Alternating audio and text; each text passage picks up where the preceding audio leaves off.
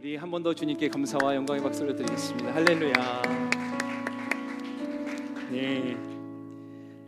제가 얼마 전에 그 프로그램에 이제 전체는 아니고 이제 클립 영상인 것 같아요. 그 짤막한 한 부분의 그 영상을 보게 됐는데, 제가 본 그 프로그램 이름이 유키즈 온 더 블록이라는, 여러분들 다 잘 아시죠? 뭐 영상들이 이렇게 그 클립이 영상이 있더라고요. 근데 그때 한 배우분이 나오셨어요. 혹시 여러분들 가운데 보신 분들 계실지 모르겠어요. 그 김영선이라고 하는 한 여자 배우셨는데, 중년의 여자 배우셨는데, 이제 그분이 어떤 배우로서의 삶에 대해서 이런저런 얘기를 나누던 중에 이제 그 배우의 눈물 연기에 대한 이야기를 나누는 거예요. 그래서 MC들이 이제 그 배우를 향해서 어떻게 그렇게 눈물 연기를 정말로 그렇게 탁월하게 하십니까? 어떻게 그렇게 그 촬영장에서도 그렇게 금방 또 눈물 연기를 하십니까? 하니까 이제 그분은 되게 대수롭지 않게 슬프니까 우는 건데 이렇게 하시는 거예요. 그러더니 그분이 그러세요. 본인이 이제 상대 배우의 감정을 잡는 것도 돕는다. 그래서 자신의 어떤 슬픈 감정을 이제 앞에 있는 상대 배우에게 이렇게 전달하려고 한다. 이런 얘기를 하는 거예요. 그러니까 이제 MC가 부탁하는 거예요. 혹시 지금도 그걸 한번 해보실 수 있냐? 이랬더니 이제 그 배우가 물론이요 하더니 이제 한 MC를 이렇게 저를 좀 보세요 이렇게 딱 마주 앉더라고요. 이제 뭐 장난기 많고 산만한 MC의 어떤 캐릭터가 있는데 이제 진중하게 딱 마주하고 앉더니 저도 이제 한번 신기한 마음을 잘 두고 봤어요. 근데 이제 뭐 고요하게 뭐 배경음악도 사라지고 딱 이제 그 두 사람을 비추는데, 이제 먼저 이제 배우분이 이제 슬픔의 감정을 막 이제 언어적인 아닌 비언어적인 요소죠. 뭐 되게 이제 눈빛인데 그렇게 막 뭔가를 이렇게 전달하려고 하는 듯한 느낌이 들었어요. 근데 너무 신기하게 얼마 지나지 않아서 그 개그맨 MC가 막 우는 거예요. 그러더니 상대편 MC가 뭐 당황해하면서 진짜냐고 이랬는데 거짓말 아니고 진짜다. 이거 지금 안 멈췄으면 본인은 펑펑 울었을 거다. 그러는 말을 하는 거예요. 그러면서 그분이 그러는 그 MC가 이 배우를 향해서 지금 이 김영선 배우님이 나를 눈빛으로 어루만져 주셨다. 지금도 잘하고 있고 앞으로도 잘할 거예요. 그러한 말을 내게 막 위로를 해주셨다. 이제 그 배우가 맞다고 이렇게 끄덕끄덕 하더라고요. 아무런 말도 하지 않았어요. 근데 눈빛만으로 그 상대방의 마음을 어루만질 뿐만 아니라 그 사람을 격려하고 그 사람을 또 힘을 북돋아주는. 그랬더니 그 MC가 그 순식간에 배우도 아닌, 전문 배우도 아닌데 그 하나만으로 눈물을 뚝뚝 흘리는 거예요. 모르긴 몰라도 분명히 그 눈빛에는요, 저도 이제 카메라가 잡아주니까 그 배우의 눈빛을 봤는데 꼭 이렇게 말하는 것 같은 거예요. 괜찮아요, 괜찮아요 이러는 것 같은 거예요. 진짜 슬프더라고요. 여러분 모두가 우리는 다 잘하고 싶죠. 근데 생각만큼 잘 되지 않는 일들이 많아요. 우리 가운데 잘 못하고 싶은 사람은 한 명도 없을 거예요. 그게 뭐가 됐든 뭐 죄 짓는 것만 아닌 이상이야. 여러분들의 뭐 일이든 뭐 학업이든 관계든 무엇이든지 간에 다 잘하고 싶은 마음은 있을 거예요. 그런데 뜻하지 않게 우리는요, 실망을 느끼게 되는 거예요. 기대했던 일들이 안 되는 거예요. 오랫동안 바라던 일들이 여전히 깜깜무소식이에요. 한 치 앞도 막막해서 내가 앞으로 어떻게 될지 미래가 그려지지 않아요. 너무나 불투명한 거예요. 생각지도 않았던 어떤 큰 어려움이라도 찾아올 때면 미처 준비되어 있지 않는 내 삶 속에서 당혹스럽기만 합니다. 그렇게 느꼈던 실망감이 어느새 큰 좌절이 되고 절망이 되는 거죠. 실망, 절망, 우리 이런 것들 되게 친숙하게 여기면서 요즘을 살아가지 않습니까? 절망은요, 우리를 시리에 빠지게 만들어요. 삶의 의욕을 떨어뜨리고요. 그 시리가 어느새 우리 삶을 지배하기 시작하면 무엇 하나 선뜻 시작하는 것조차 두려워지는 상태가 되고 마는 거죠. 여러분, 오늘 우리가 함께 나누는 이 요한복음 본문 말씀에 등장하는 몇 사람의 인물이 있는데, 우리가 베드로 이야기를 좀 해보려고 해요. 우리가 아는 베드로는요, 다혈질의 사람, 의협심이 강한 사람, 그다음에 굉장히 외향적인 사람, 열정적인 사람, 이런 사람이지 않습니까? 그런데 그런 베드로가 큰 실패를 경험해요. 우리가 아는 베드로의 큰 실패라는 게 무엇이죠?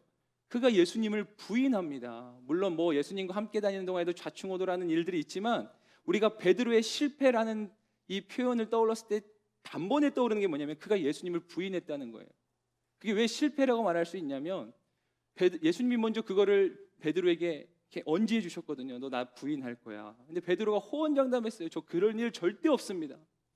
베드로 성격상 보건대 그거는 혹이라기보다 진짜 진심이었을 수 있을 것 같아요. 근데 진짜 실패했어요. 예수님 십자가 지러 그 군중에게 끌려가던 그 순간에, 예수님 신문 받던 순간에 베드로가 예수님을 부인한 거예요. 여러분, 베드로는 또 어떤 사람입니까? 예수님의 특별한 사랑을 받아요. 그래서 우리는 베드로를 향해서 예수님의 수제자라고 하는 표현을 해요. 그도 그럴 게 성경을 읽다 보면은 베드로가 특별한 경험들을 많이 해요. 예수님이 많이 챙겨서 다녔어요. 늘 12명과 함께 다니셨지만 어떤 때는 특별히 2-3명을 따로 떼어서 데리고 가셨는데 늘 그 자리에 어김없이 있던 게 베드로였단 말이에요. 그리고 베드로는 남들보다 더 기억에 남을 만한 경험들이 많았었어요. 변화산에서 예수님의 그 신비한 광경을 목격도 했죠. 물 위를 걸어갔던 사람, 예수님 말고 물 위를 걸었던 몇 발자국이긴 하지만 어쩌면 그 최초의 인물, 사람 베드로지 않습니까? 예수님이요, 그 이제 십자가 사역을 앞두고 겟세마네 동산에서 간절함으로 기도하실 때, 기도하시고 난 후에 이제 유다가 예수님을 팔아넘기면서 예수님을 잡기 위해 군병들과 함께 오죠. 그때 지체 없이 칼집에 칼을 뽑아들어서 그 군사의 귀를 잘랐던, 그 말고의 귀를 잘랐던 사람이 베드로입니다. 여러분, 베드로는 분명 범상치 않은 사람이에요. 자, 오늘 본문 말씀에서요, 그런 베드로를 위시해서 여러 명의 제자들이 있었는데 지금 이 사건은 예수님이 부활하신 이후의 사건이에요. 그리고 그 주님이 시리에 빠져 있던 베드로와 제자들을 찾아가셨어요. 그리고 이 본문 말씀에 이제 우리가 오늘 읽지는 않았지만 이어지는 말씀을 보면 성경에 기록하기를 이것은 예수님이 부활하신 이후에 제자들의 세 번째로 제자들에게 나타나신 사건이다, 찾아오신 사건이다 라고 성경이 기록해요. 자, 베드로가 느꼈던 시리, 그가 예수님을 부인하고 그가 지금 어떤 절망 어린 마음에 빠져있는 이 마음이 예수님의 부활을 경험하지 못했기 때문이 아니라는 거예요. 지금 이 장면은 이미 예수님이 부활하신 다음에 세 번째로 찾아오신 장면이었고 베드로는 예수님을 만났어요. 그런데도 베드로가 오늘 본문에 보면은 그런 멘트를 하고 있어요. 나는 물고기 잡으러 갑니다. 이게요, 소망과 희망이 가득 차가지고 야, 나는 물고기 잡으러 갑니다, 이게 아니고요, 나는 물고기 잡으러 갈게요, 이런 거예요. 그가요, 이전의 삶으로 돌아가려 하는 거예요. 자, 베드로가요, 예수님과 함께 했던 지난 3년간의 시간들이 그 찰나의 며칠 동안 예수님 십자가에 못 박히시고 부활하시고 이거 엄청난 사건 아닙니까? 이 며칠 동안 베드로가 그 미묘한 그 복잡한 감정 속에, 소용돌이 속에서 예수님과 함께 했던 그 3년의 시간이 얼마나 이렇게 막 주마등처럼 스쳐 지나갔을 거예요. 그리고 진짜 꼬박 3년 만에 다시 물고기 잡으러 배에 올라타서 그물질을 하는데 그 베드로의 심정이 여러분 어땠을 것 같아요? 아, 진짜 3년이 꿈과 같고 내가 지금 꿈꾼 건가, 이런 생각 들 수 있지 않겠어요? 평생 그물질하던 베드로가 어느 날 느닷없이 예수님이 불러서 따라 나서서 제자로 살다가 그런 엄청난 경험들을 하고 기적을 눈앞에서 다 보고, 오늘 요한복음 말미에 성경에 보면 예수님이 행하신 기적이 너무 많은데 그걸 다 기록하려면 이 뭐 세상에 책을 2개도 모자란다, 그런 말씀도 있어요. 그러니까 우리가 성경으로 보는 대표적인 기적 외에도 예수님은 그 3년 사이에 그냥 기적의 삶을 사셨던 분이었던 거예요. 그걸 다 봤던 사람.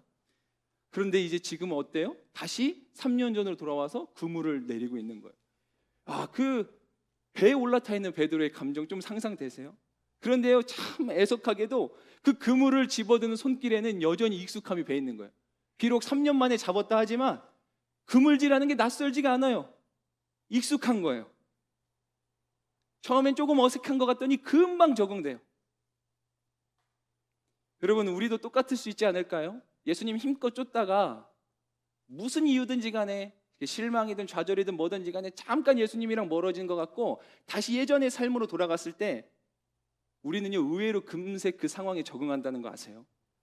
우리 거듭나고 새로운 사람이 됐다 하지만 우리가 예전의 삶으로 돌아가는 게, 우리가 옛사람이 죽고 새사람이 되는 데는 엄청난 어떠한 다이나믹한 일들 같이 여겨지지만 다시 옛사람으로 돌아가는 거는요, 여러분, 금세예요.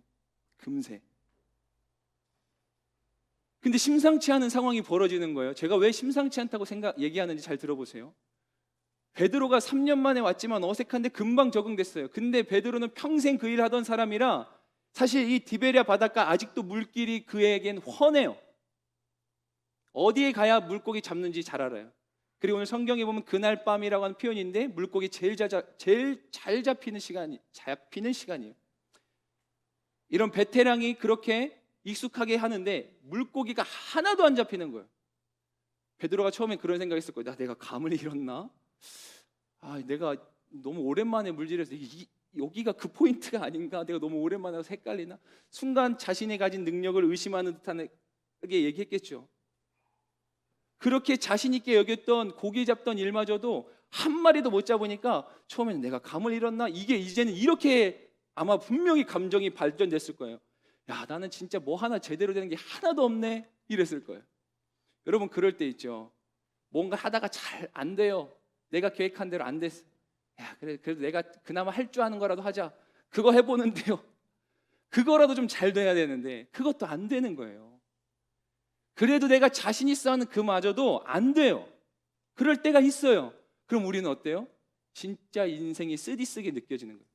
이것도 안 되네. 이것도 안 돼.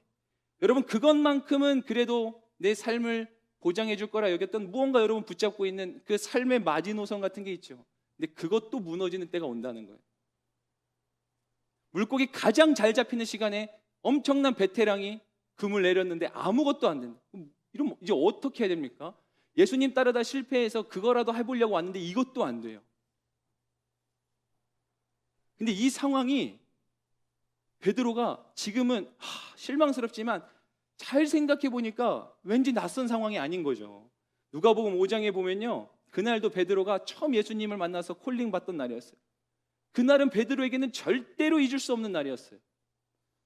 왜 잊을 수 없냐면 첫 번째, 그날도 오늘이랑 똑같았어요. 뭐냐면 물고기가 한 마리도 안 잡혀요. 한 마리. 이럴 수는 없어요. 밤새도록 수고했는데 한 마리도 안 잡히는 건 베드로 인생에서 잊을 수 없는 날이에요. 근데 뭐 만에 하나 그럴 수 있다 쳐요. 무슨 이유가 됐든지 간에 나 그날만큼은 진짜 기억하고 싶지 않아. 베드로에게 끔찍했을 기억. 그런데 그날이 잊혀지지 않는 이유는 어떤 낯선 한 사람 때문에 그래요. 그게 예수 그리스도죠. 물 하나도 물고기 못 건져서 그러고 있는데 그 사람이 오더니 저 깊은 데로 가서 던져봐라. 그래 뭐 이유가 어찌됐든 시키는 대로 했는데 물고기가 엄청나게 걷어졌어요. 너는 나를 따라라. 여러분 베드로가 그 사건을 잊을 수 없죠. 잊으려 해도 잊을 수 없어요. 자, 지금 베드로가 예수님한테 그렇게 실망과 완교대로 시리에 젖어서 이렇게 그물질하고 이것도 안 돼요. 근데 옛날 생각은 왜 그렇게 또 잘나는데 지금 상황이 3년 전 그때랑 똑같은 걸 보면서 더 베드로 마음이 심란해 오는 거예요. 베드로 마음 한켠이 더 아려오는 거예요. 오늘 말씀에 보면 베드로를 비롯해서 다른 제자들 몇 사람이 그 자리에 더 같이 있었대요. 그 중에 한 명이 디두모라는 도마다. 디두모는 쌍둥이라는 뜻이에요. 그런 별칭을 가진 도마. 자, 여러분 도마는 어떤 사람이냐면 이 21장 앞전에 20장에 나오는데 어떤 사건이 있었냐면 제자들 앞에 예수님이 부활하신 예수님이 딱 나타나셨는데 도마가 우리가 알다시피 뭐냐면 나는 그 옆구리에 찔린 창자국과 손에 이 손을 보기 전에 만지기 전에는 못 믿겠다. 그래서 우리가 의심 많은 도마 이런 표현을 별명 붙잖아요. 근데 사실 도마는 어떻게 보면은 되게 그냥 확실했던 사람이었던 것 같아요. 그 도마는 난 보기 전에는 내가 만지기 전에 못 믿겠는데 만졌어요. 봤어요. 그 도마는 기질상 이제 전승에 하면 도마가 인도에 가가지고 복음을 전하다 순교했다라고 하는 내용이 있는데, 그러니까 도마는 자기가 확실하면은 확실한 사람이에요. 도마가 지금 여기에 베드로는 이렇게 시리에 빠져 있는지 몰라도 도마는 아마 모르긴 몰라도 캐릭터상 상기되어 있었을 거예요. 야, 예수님 부활했다고. 내가 그거 만져봤다고. 진짜 손에 못 자국 있고 그 진짜 예수님이다. 베드로랑 약간 기운이 다를 거예요. 심지어 다른 제자들도 아마 그런 도마의 어떤 상기되어 있는 에너지에 같이 동조되어 수 있어요. 근데 한 사람은 분명한 건데 풀이 죽어 있었어요. 그게 베드로예요. 그러니까 베드로가 나 고기 잡으러 간다. 그러니까 제자들이 그럼 나도 같이 가자. 이게 뭐 여러 가지로 해석될 수 있겠지만 말씀 준비하는데 베드로가 걱정돼가 제자들 쟤 무슨 일 날지 모르겠다. 일단 우리도 가보자. 이랬을 수도 있을 것 같아요. 베드로가 큰 실망감을 느꼈어요. 근데 그 실망이 예수님에 대한 실망이 아니고 자기 자신에 대한 실망이었어요. 절망이었어요. 예수님 앞에서 호언장담했기 때문에 그 의협심 강한 베드로가 너무나 자기 자신이 실망스럽고 괴로운 거예요. 그런데 베드로는 정말로 예수님을 부인했어요. 그렇게 호언장담했는데 부인만 했습니까? 저주했어요. 예수님을 모른다고 부인하면서 저주했어요. 근데 여러분 그거 아세요? 우리가 예수님을 부인한 베드로 이야기를 잘 기억하는데 이게 누가복음 22장 61절에 이런 말씀이 있어요. 22장 61절 말씀 화면을 한번 보실까요? 같이 읽겠습니다. 시작. 주께서 돌아오셔서 베드로를 쳐다보셨습니다. 그러자 베드로는 오늘 다스러 울기 전에 내가 나를 3번 부인할 것이다 하신 주의 말씀을 기억하셨습니다. 자, 여러분 여기에 보면은 주께서 돌아서서 베드로를 쳐다보셨어요. 주님은 지금 이 가야바의 대제사장의 뜰에 붙잡혀가지고 죄수의 신분으로 묶여 있고 사람들 앞에 이렇게 둘러싸여서 와 이렇게 지금 막 엄청난 이렇게 막 고발을 당하고 모욕을 당하고 있는데 그 인산인해를 입고 정신없는 와중에 베드로가 저 한 구덩이에서 이렇게 예수님을 보고 있는 거예요. 근데 예수님이 돌아보다가 베드로랑 눈이 딱 마주쳤어요. 베드로는 절대 그 눈빛을 못 잊었던 게 분명합니다. 잊을 수 없습니다. 왜냐하면 그 눈빛, 주님과 눈 딱 마주치자마자 베드로가 주의 말씀이 기억났거든요. 네가 나 부인할 거다. 그리고 이 다음 말씀에 62절에 보면 베드로가 밖으로 나가 펑펑 울었다. 사실은 닭소리 듣고가 아니라 뭐 닭소리 못 들었을 수도 있을 것 같다는 생각. 주님이랑 눈 마주친 거예요. 그러고 있는데 주님이랑 눈을 마주쳤어요. 하염없이 밖으로 뛰쳐나가서 펑펑 우는 거예요. 칼집에서 서스름없이 칼을 뽑아서 군병을 향해서 칼을 휘두르던 그 용사와 같던 패기는 없고 어린아이처럼 펑펑 우는 거예요. 베드로를 바라보시던 예수님의 눈빛은 여러분 어땠을 것 같아요? 여러분들이 믿는 예수님의 성품을 생각하면서 한번 예수님 눈빛을 떠올려 보세요. 여러분 원망하고 분노에 찬 막 이런 거였을까? 너 한번 두고 보자. 이런 눈빛이었을까 예수님? 분명히 아닐 거예요. 그렇죠? 그래서 예수님 지금 베드로가 예수님 그럼 눈빛이 무서워서 나가서 운 건가요? 아닐 거예요. 분명히 아닙니다. 예수님은 베드로의 부인을 이미 아셨다니까요. 그렇게 분노하시고 너 두고 보자 할 것 같은 눈빛으로 쏘아대실 것 같으면 진작에 베드로를 향해서 호되게 꾸짖으셨을 거예요. 근데 예수님은 아셨다고요. 예수님이 그 베드로를 보면서 보냈던 눈빛은 연민이고 동정이고 헤아림이고 위로의 눈빛이었어요. 그건 이런 눈빛이었을 거예요. 베드로야, 괜찮아. 나는 여전히 널 사랑해. 나는 널 신뢰해. 나는 너를 지금도 변함없이 선택해. 괜찮아, 베드로야. 그런 눈빛이었어요. 이거는 분명해요.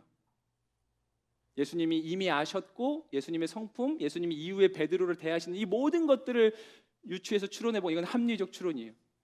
예수님 베드로를 혼내는 눈빛이 아니라 그냥 한마디로 하면 괜찮아, 베드로야. 괜찮아. 여러분 한 번쯤은 들어보셨을 찬양일 거예요. 너를 선택한다라는 찬양이에요. 너를 선택한다. 이 가사가 그때 예수님이 눈빛으로 베드로에게 했던 분명히 그 메시지를 담고 있다고 저는 생각합니다. 한번 들어보시겠어요? 예수님이 베드로를 향해서 귀하고 아름다운 나의 사랑아, 나의 모든 마음을 너에게 준다. 무엇보다 소중한 나의 사랑아, 나의 모든 정성을 너에게 준다. 나의 기쁨아, 나의 사랑아. 자, 그리고 또 주님이 베드로를 향해서 이렇게 말씀하실 거예요. 나는 언제나 너를 선택한다. 어떤 이가 세상을 다 준다 해도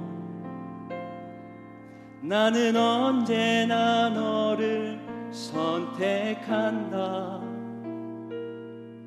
내 모든 것을 포기해야 한데도 나는 너를 선택한다. 아마 이런 음성도 있지 않았을까 싶어요. 베드로를 향해서 어디에 있든지 무엇을 하든지 상관하지 않고 너를 사랑한다. 네가 나를 사랑하지 않아도 상관하지 않고 너를 사랑한다. 나의 행복아, 나의 사랑아,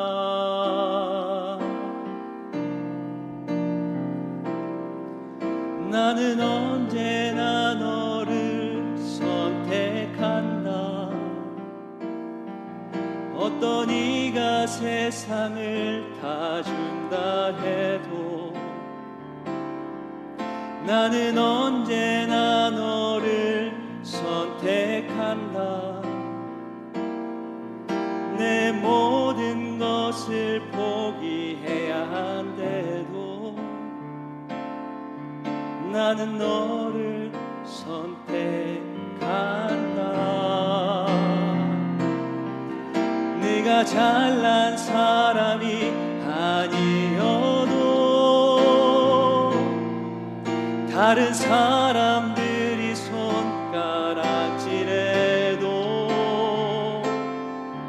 난 항상 변함없이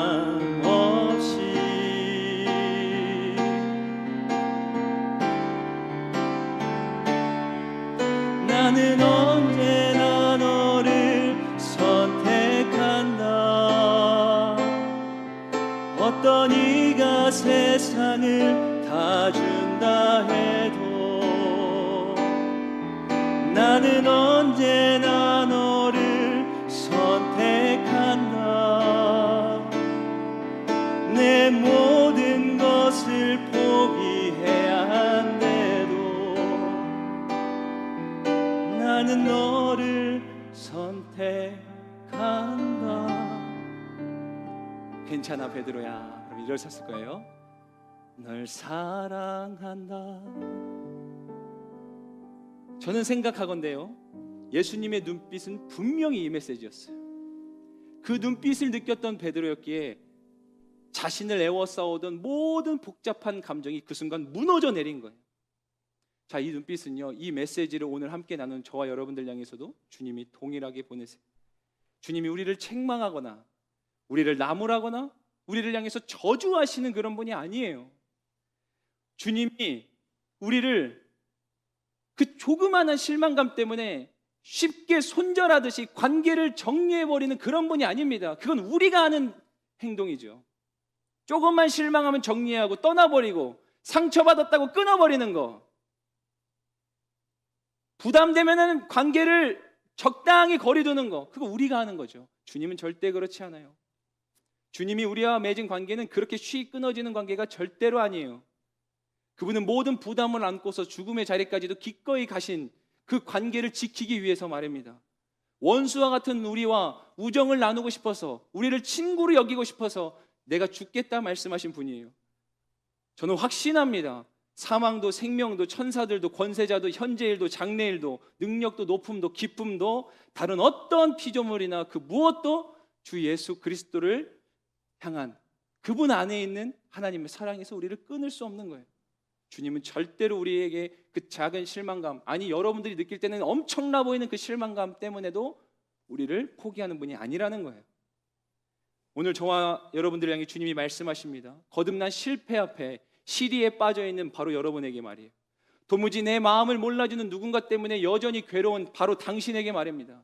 수년간 간절히 바라오던 일이 여전히 풀리지 않는 바로 당신에게 말이에요. 한치 앞이 막막해서 무엇 하나 보이지 않는 절망스러운 바로 당신에게, 무엇보다 지금 내 스스로에 대한 실망이 너무나 커서 자신감이 땅바닥에 곤두박질 쳐져 있는 당신에게, 그나마 가지고 있던 용기와 의욕마저 다 잃어버린 채 두려움에 휩싸여 있는 당신에게 주님이 지금 말씀하세요. 괜찮아. 괜찮아. 나는 여전히 널 신뢰해. 나는 널 선택해. 가야바의 뜰에서 예수님을 부인하던 순간 바로 그 예수님과 눈이 마주쳤던 베드로는 부활하신 예수 그리스도를 배웠음에도 불구하고 도마는 만져서 신나는, 어쩌면 막 신나했을, 신기했을 그 순간에도 베드로는 여전히 자신 안에 드리워져 있는 그 지독한 실패감과 절망감, 그날 밤 내가 저질렀던 그 만행이 자꾸만 떠올라서 그는 부활하신 예수님을 보면서도 한 걸음에 나아가서 안길 수 없었을 거예요.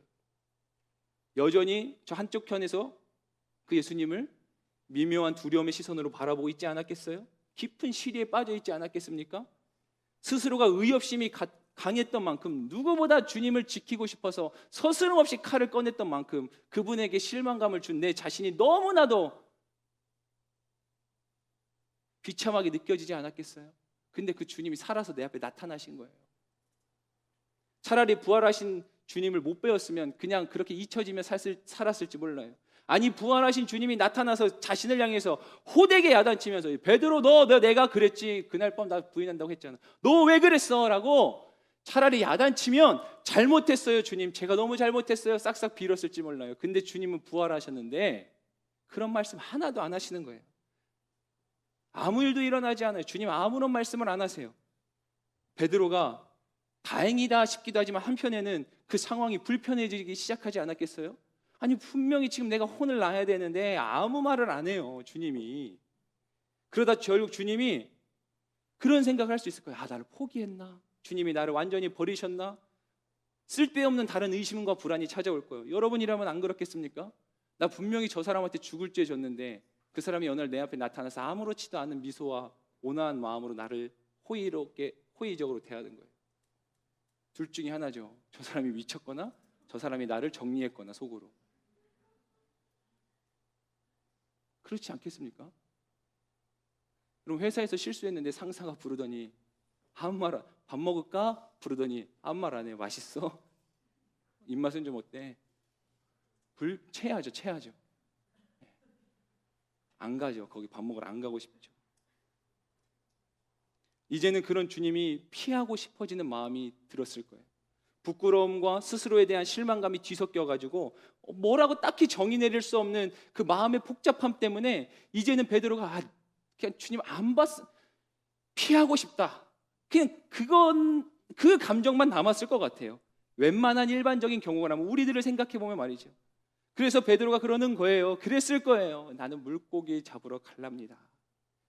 근데 거기서 물고기 한 마리도 못 잡잖아요.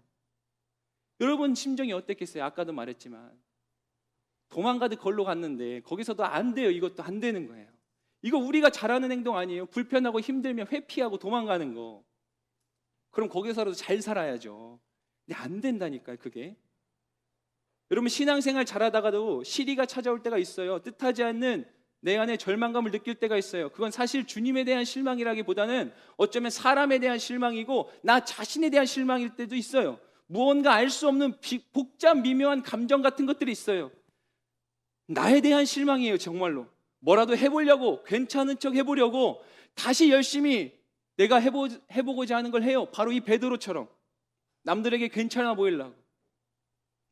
공동체로 호기롭게 뛰쳐나간 사람들도 되게 그래요. 나 잘 지내고 있어, 나 괜찮아, 너희들이 생각하는 것만큼 나 그렇지 않아, 나 잘 살고 있어. 여러분 그렇게 이전으로 돌아가려고 할 때 그거라도 잘 되면 그래, 그래도 축복하겠어요. 근데 안 된다니까요. 뜻대로 안 돼요. 너무 처량해지는 거예요. 이미 베드로의 상태는, 그런 우리의 상태는 멘탈이 갈기갈기 찢겨지고 너덜너덜해져 있는 거예요. 그런데 그때 주님이 다시 이들을 또 찾아오셨어요. 분명한 건 이 찾아오심이라는 건 다시 찾아오셨다는 거예요. 다시. 여러분 이건 그냥 간과할 수 없는 너무나 중요한 사실인데 주님은 그렇게 우리에게 다시 찾아오는 분이에요. 그런데 보세요. 제자들이 물고기 잡느라 정신 팔려가지고 그 주님을 몰라봅니다. 오늘 4절 말씀에 보니까 날이 밝아올 무렵 예수께서 바닷가에 서 계셨으나 제자들은 그분이 예수이신 줄 알아보지 못했습니다. 우리도 별반 다르지 않잖아요. 우리가 그 사실을 모를 뿐이에요. 인지하지 못할 뿐이에요. 어떤 사람은 사는 게 바빠서, 어떤 사람은 자기 생각이 꽉 차가지고 그래서 느끼지 못하고 깨닫지 못하고 있는 거예요. 주님이 늘 그렇게 우리 곁에 계시지만, 우리를 찾아오시고 또 다시 찾아오시지만 우리가 그분을 몰라본다는 거예요. 그래서 주님이 그들에게 한 걸음 더 다가가세요. 와, 주님은 정말 대단해요. 그리고 이렇게 그들에게 이제는 부인할 수 없는, 몰라볼 수 없는 분명한 그분의 선명한 음성으로 이렇게 말하는 거예요. 얘들아, 물고기 좀 잡았니? 라고 물어봐요.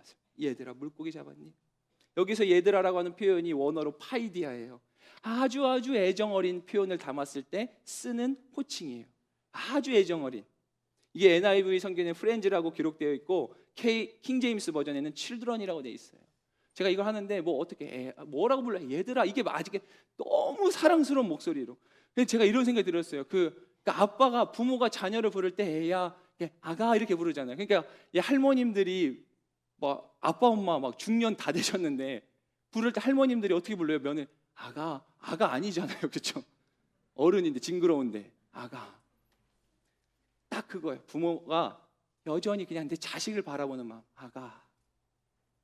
너무나 따뜻하고 부드럽고 인자하고 자비로운 음성. 이제는 도저히 몰라볼 수 없게. 근데 여기서 물고기라고 번역되어 있는 단어도요, 프로스파기온이라는 원어예요. 이게 물고기라고 번역되어 있지만 쉬운 말 성경인가에는 다르게 이 뜻이 뭐냐면 가장 귀한 것, 이런 뜻이에요. 그러니까 물고기 좀 잡았니라고 묻는 말은 너희가 귀하게 생각한 거 그거 있잖아. 너희가 찾던 거 그거 좀 얻었니? 찾았니? 이제 좀 만족스럽니? 주님이 이렇게 부르는 거예요. 아가 부르면서. 당연히 없죠. 있을 리 만무하죠. 만족스러울 수가 없죠. 아무리 잘하는 것이라 해도 자기는 이것만큼은 내가 이거는 그래도 풀칠하면서 할 수 있다, 먹고 살 수 있는 일이다라고 한 것도요, 주님의 사명을 떠난 인생은, 주님의 섭리를 이탈한 인생은요, 절대로 만족과 행복을 채울 수 없습니다. 창조주의 손길에 지어진 모든 피조된 그분의 작품은 정확히 그 자리에 놓여 있을 때, 정확히 그 지어진 목적대로 쓰여질 때, 그때 완벽한 하모니를 내는 거예요. 그게 모든 피조된 우리가 갖는 공통적 특징이에요. 그 자리에 있을 때 제일 아름다운 거예요. 주님의 섭리를 떠난 인생, 주님의 사명을 떠난 인생은 절대로 완벽할 수 없어요.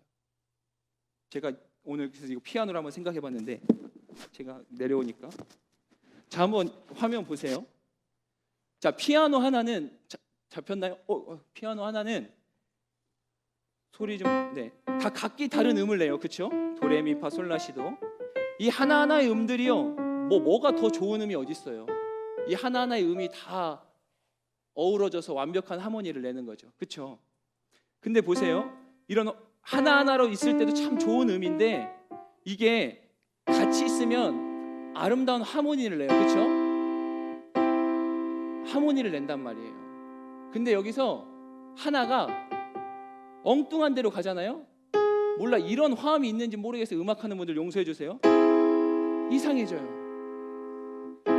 아니, 하나가 잠깐 벗어난 거, 뭐 이렇게 크게 벗어난 게 아니에요. 근데 그 자리에서 잠깐 이탈했는데 인생에 불협화음이 일어난다는 거예요. 여러분, 하나님의 섭리 떠난 인생들은 그렇습니다. 자유할 것 같죠? 여러분, 물고기가 물속에 있다가 나는 왜 이렇게 괴롭냐, 맨날 물속에서만 사네, 나는 이제 여기서 못 살겠어, 답답해, 물 밖으로 뛰쳐나가는 순간 우와, 신세계다. 그래서 물 위로 건져진 물고기 어떻게 해요? 미친 듯이 파닥거려요, 신나가지고. 와. 근데 얼마 못 가서 죽어요. 그건 모르긴 몰라도 물고기의 기쁨에 참 파닥거림일 거예요. 물 밖으로 뛰쳐나가죠. 생전 처음 보는 세상을 보면서 우와 신나가지고. 우리도 그래요. 물 밖에 뛰쳐나가면 살 것 같죠. 처음엔 신나가지고 그럴 수 있어요. 물 안에 있는 물고기, 야, 쟤 부럽다. 죽어요. 여러분, 나무를 뽑아보셨어요? 나무를 뽑지는 어렵죠. 뭐 이렇게 잡초나 뭐 꽃잎을 뽑아본 적 있어요? 자, 우리가 아는 상식은 뿌리가 박혀 있어야 살아요, 그렇죠? 그게 생명이 있는 거예요. 뿌리가 뽑히면 죽는 거죠. 초록빛 나뭇잎이 뿌리 뽑았다고 그 순간 갈색잎으로 메말라 비틀어지던가요? 절대 안 그래요. 뽑아놔도 당분간은 푸른 빛을 유지해요. 근데 금방 메말라서 푸석푸석해져요. 그러면 기억하셔야 돼요. 그 자리 벗어나도 괜찮은 것 같죠? 절대 괜찮지 않습니다. 여러분, 만족할 수 없는, 아니 만족되지 않는 그 인생에 주님이 다가오신 거예요. 그리고 심지어 말씀도 건네셨어요. 세상이 줄 수 없는 평안을 내가 너희에게 줄게. 나는 너희의 선한 목자야. 그러면서 주님이 그렇게 먼저 자신이 누구인지를 드러내시는 거예요. 자, 보세요. 주님이 물고기 잡았니? 하면서 야, 내가 예수야 막 이렇게 한 게 아니라 예수님은 자신이 누군가를 명확하게 그들에게 먼저 다시 한번 각인시키기 위해서 이렇게 말해요. 거기 말고 여기 오른편에다가 던져봐. 여러분 기억하셔야 돼요. 주님이 우리를 선택하셨듯이 우리에게도 주어지는 선택의 순간이 있다는 거예요. 무슨 말이냐면 여러분, 믿음이 있다고 해서 모든 일이 저절로 내게 일어날 거라고 하는 그 값싼 기대, 희망, 지금 즉시 얼른 꽁꽁 싸서 쓰레기통에 집어 던져야 돼요. 그건 믿음이 아니에요. 그건 소망이 아닙니다. 내가 어떠한 대가 지불도 하지 않는, 그저 내가 가만히 있는데 모든 게 저절로 될 거라고 하는 건 그거는 믿음이 아니라고요. 그건 예수 그리스도 없이도 살아가는 모든 이들도 다 가지고 있는 그런 바램 같은 거예요. 여러분, 믿음은 결단이에요. 주님이 병든 자들을 치유하실 때 그들에게 한사코 이렇게 물어보시죠. 네가 낫고자 하느냐고. 당연한 거 아닙니까? 네가 낫고자, 그냥 고쳐주시면 안 돼요? 어차피 고쳐주실 건데. 근데 주님이 꼭 우리에게 우리의 몫을 요구하신다고. 네가 낫고자 하느냐고. 네가 한번 말해봐. 네가 한번 해봐. 너가 한번 먼저 보여봐. 너 낫고 싶니? 우리는요, 우리에게 맡겨진 일들을 감당해야 되는 순간이 있습니다. 이건 믿음의 여정에 절대적으로 반드시 일어나는 일이에요. 여러분, 믿음이 있다고 아무것도 하지 않으면서 하나님의 초자연적인 어떠한 일들을 그냥 무조건 기다린다. 여러분, 이거는요 게으름인 거예요. 나태함이에요. 그건 책임 회피에 불과해요. 만약 우리 그리스도인들이 그렇게 살아가라 하면 할수록 세상은요, 한번 보세요. 어떻게 하는지. 대놓고 단단히 우리를 비웃을 거예요. 끊임없이 비아냥될 거예요. 여러분, 우리가 믿음이 있다고 게으르거나 나태한 사람들이 아닙니다. 허황된 기대에 희망에 젖어서 오늘을 내팽겨치고 쓸모없이 소비하는 사람들이 아니라는 거예요. 예배는 할 일 없는 사람들이 모여서 그냥 자기 만족하는 불필요한 소모의 시간이 아니라는 겁니다. 여러분, 크리스천들은 누구보다 바빠요. 아니, 성실해요. 성실해요. 이게 맞아요. 최선을 다해 사는 거예요. 세상이 강팍해질수록 우리 모두에게 주어진 24시간, 24시간은 똑같아요. 그러나 마치 우리는 꼭 25시간을 사는 사람처럼 살아가는 거죠. 왜요? 사랑해야 되니까, 섬겨야 되니까. 그것이 우리가 믿는 바 주님을 선택한 삶의 책임이니까. 세상의 원리는 이런 거죠. 사랑할 시간이 어디 있어요? 지금 내 코가 석자인데. 섬길 시간이 어디 있어요? 내 거 하나 똑바로 못하는 주제인데. 그런데 복음의 원리는 그렇지 않다고요. 작은 과부의 2렙돈도 주님이 칭찬하신다고요. 부지런히 심고 또 아낌없이 섬기고 사랑하라고 우리를 부르신단 말이에요. 내게 주어진 이 하루를 쓸모없이 소비하는 게 아니고 영혼들을 불쌍히 여기는 심정으로 오늘도 살아가는 거라고요. 그 피곤에 지친 몸, 너무 피곤하죠. 내 한 몸 거누기도 힘든데 그렇게 피곤에 지치고 찌든 내 몸을 이제 한적한 곳에 나아가 기도하는 사람이 크리스천이에요. 그게 주님이 그렇게 사신 거 아니냐고.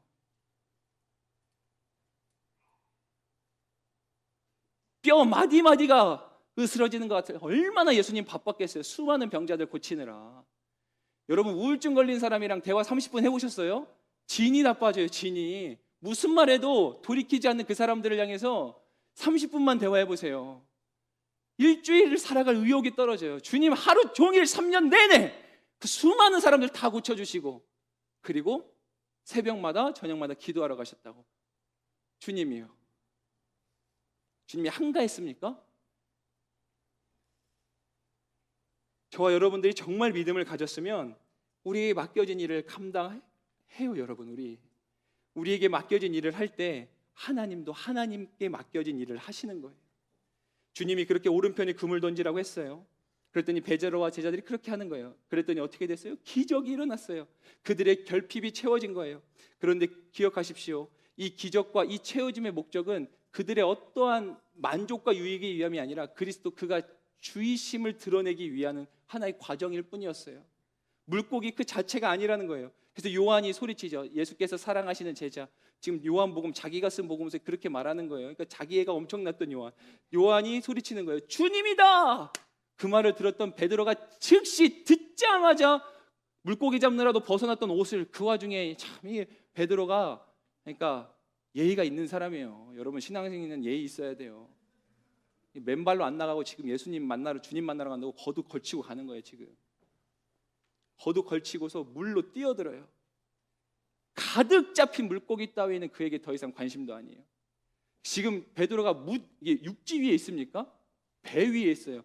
육지에서 100m, 여러분 100m만 떨어져도 깊어요. 빠져 죽을 수 있어요. 근데 베드로가 그냥 지체 없이 뛰어들더니 수영을 엎어 쳐서 예수님 앞에 가요. 예수님 지금 호수 가에 서 계셨거든요. 자, 근데 여러분 다시 한 번 더, 이 상황도 왠지 낯선 상황이 아니지 않아요? 빈 배, 가득 잡힌 물고기, 물 위, 이 모든 상황은 베드로에게는 어떤 한 사람을 떠올리기에 지금 너무나도 충분한 연출이 되고 있다는 생각 들지 않아요? 바로 주님이에요. 주님이 이 완벽한 연출이 거기서 끝이지 않는 대박이 뭔지 아세요? 그렇게 주님과 이제 제자들과 만남이 육지에서 이루어지고 육지에 올라와 보니까 거기에 또 다른 상황이 있었어요. 뭐냐면 예수님이 숯불을 피워놓고 거기서 고기와 떡을 이렇게 준비하고, 다시 말하면 허기진 제자들의 좀 달래주려고 준비하고 계신 거예요. 아침, 지금 새벽녘이잖아요. 동터울 무렵에 얼마나 배고프겠어요. 여기서 등장하는 숯불이라는 단어가 원어로 안드라키아인 거예요. 이 단어가 다른 본문에도 쓰이는 게 요한복음 18장에 나와요. 한번 그 본문 말씀 같이 읽어볼까요? 18장 17절 18절 시작. 그에게 물었습니다. 당신도 이 사람의 제자 중 한 사람이죠? 베드로가 대답했습니다. 나는 아니요. 날씨가 추웠기 때문에 종들과 경비병들이 숯불을 피워 놓고 둘러서 불을 쬐고 있었습니다. 베드로도 불을 쬐며 그들과 함께 서 있었습니다. 여러분, 여기 숯불 났죠? 숯불. 이 숯불이 그 숯불이에요. 주님이 지펴놓은 숯불에 조반을 준비하셔서 먹이죠. 밤새 물고기 잡느라 지쳐있는 사투버린 제자들에게 분명히 이 육식이나 양식도 달콤했을 거예요. 베드로는 지금 숯불 트라우마가 있거든요. 그때 예수님 눈 마주쳐가지고. 근데 지금 그 베드로에게 먹이시고 채워주시고 회복하고 계신 거예요. 어떻게 보면 베드로가 이 음식이 넘어갔겠습니까? 숯불.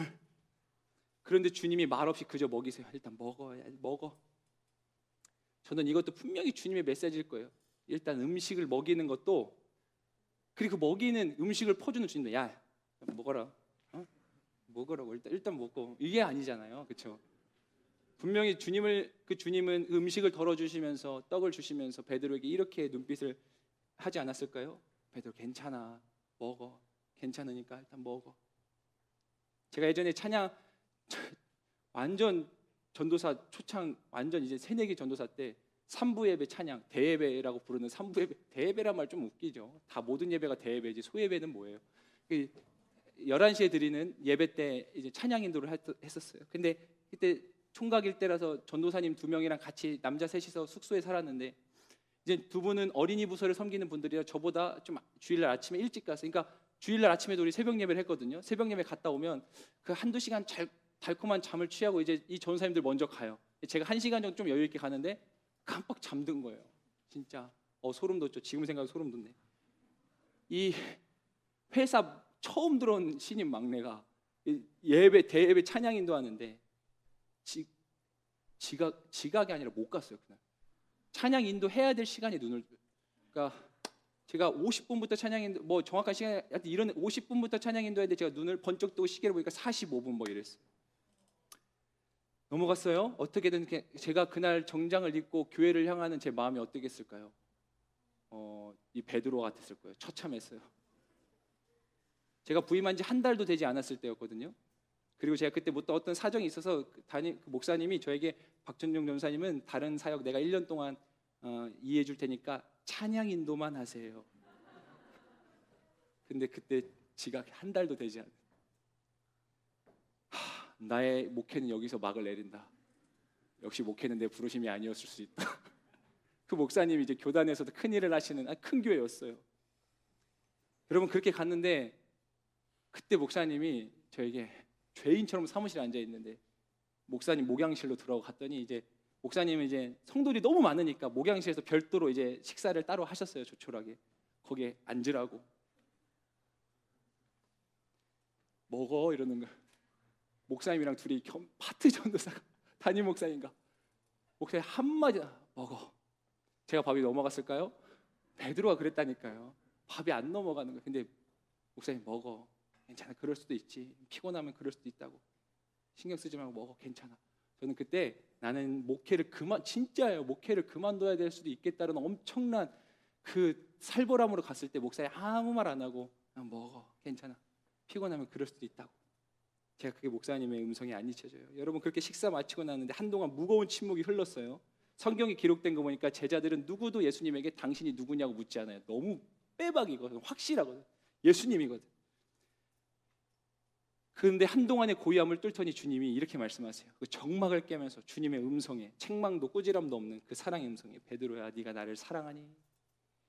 주님이 이렇게 물으시는 이 물음을 여러분들은 어떻게 생각하시나요? 베드로의 과거의 실수와 트라우마를 하나도 안 보고 지금 주님이 묻는 그 질문은 베드로의 지금과 그리고 그가 가진 미래의 가능성을 본 질문이었어요.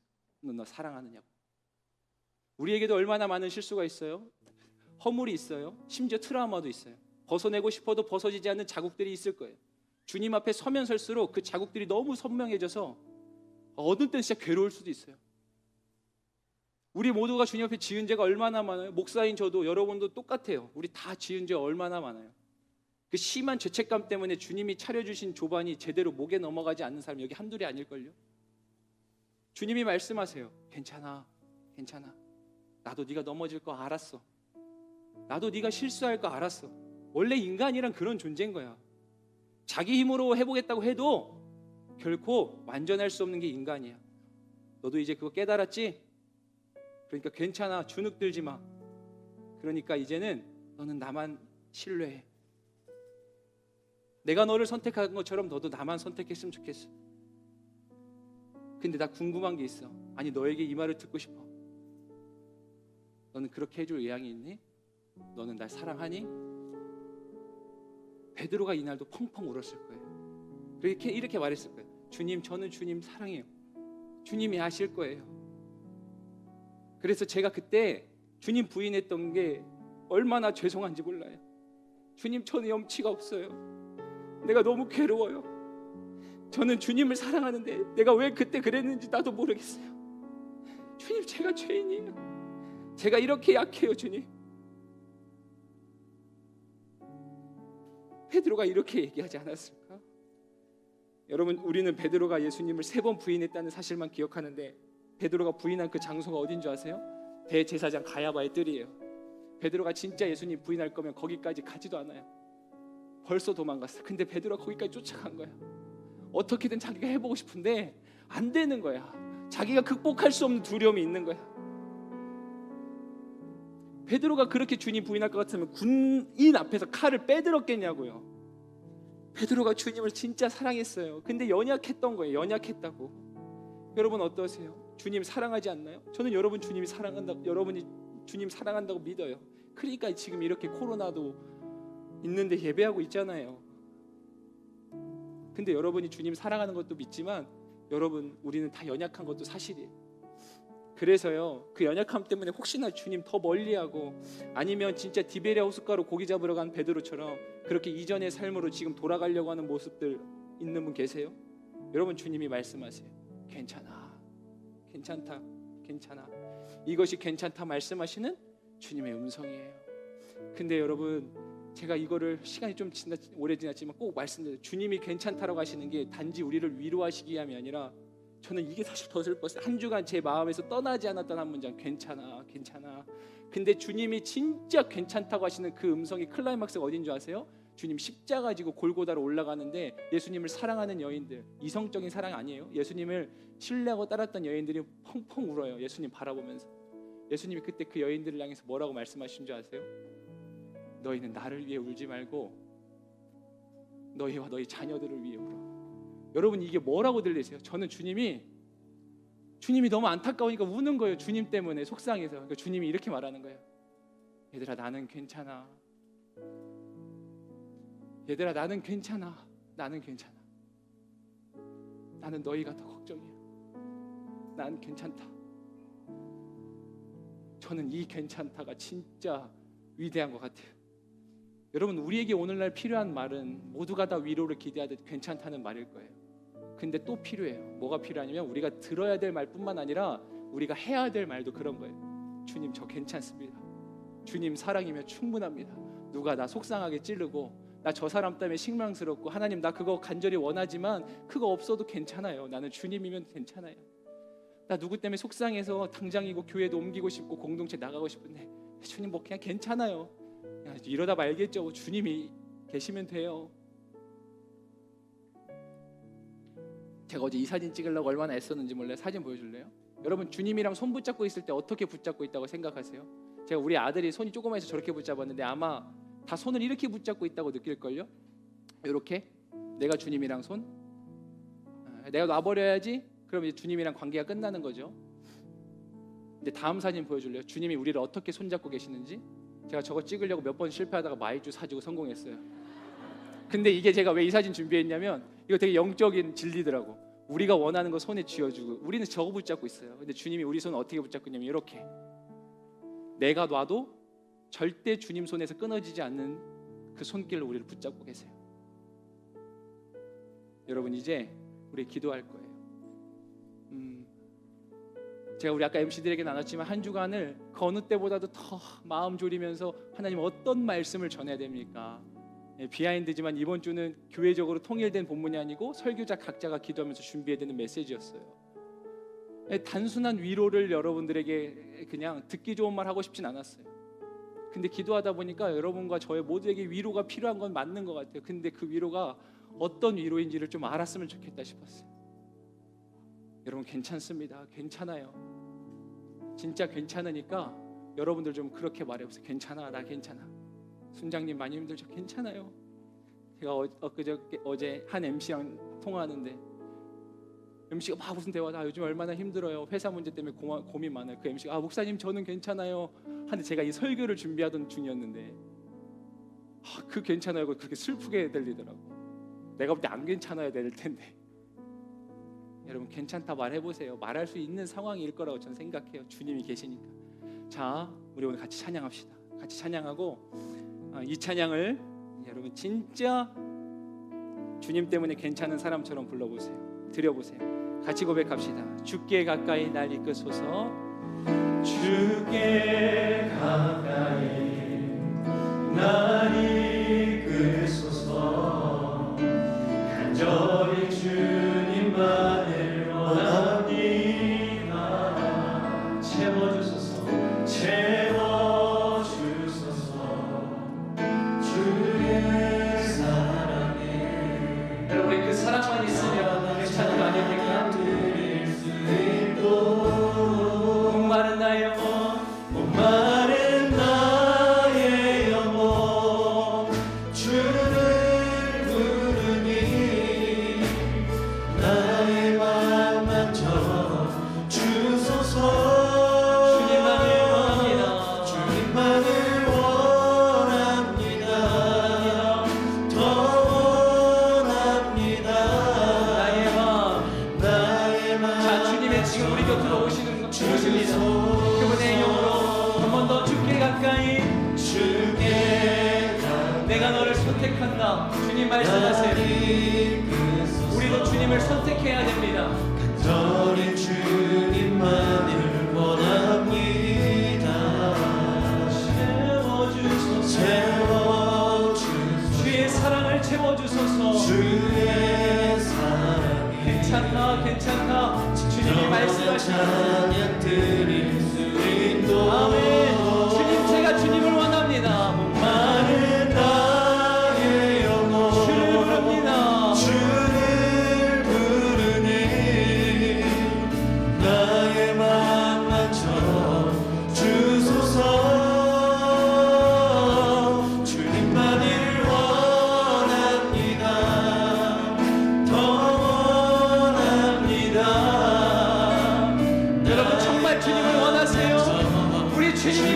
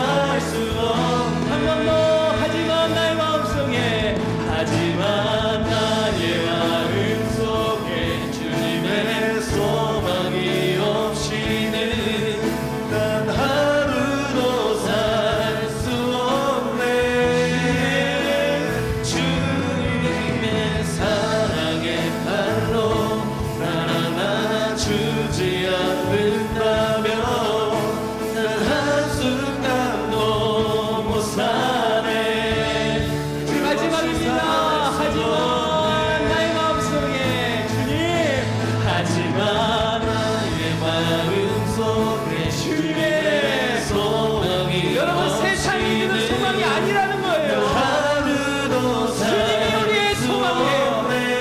그 소망을 붙드는 거예요. 주님의 사랑에 하여 날 안아주지 않는다면 난 한순간